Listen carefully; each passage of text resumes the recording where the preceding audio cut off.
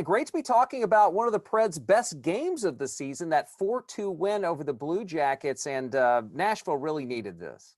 Yeah, they talked all season that they didn't really want a statement win. They just wanted one win. And last night was the best game that the Preds have played all season.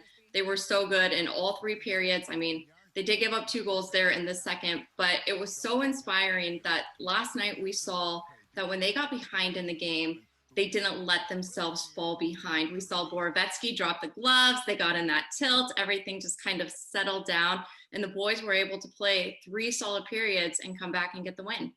So many of the times when the Predators have been struggling over the last couple of weeks, they've fallen behind early too and trailed in games.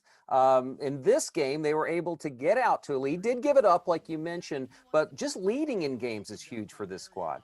It's crazy that they have 7 wins this season, and prior to last night, in 2 of their wins, they have not led the entire game.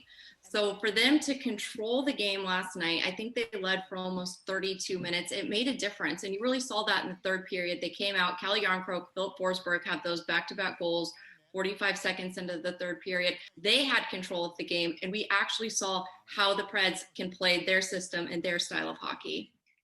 Those two big goals from Yarncroke are nice to see, especially with guys stepping up. Ryan Johansson being out is a big loss for this team here, and the Preds are going to need guys to step up in his place in his absence. Yeah, definitely. They've had a lot of injuries. Ryan Johansson is out, Matthias Ekholm is out. The team, they're 2-5 without Joey. So I think it shows kind of how good he is, although he hadn't had a goal while he had been, playing. It shows how much they need him in his body. People are moving. Granlund's been moved to a center when he's actually a winger.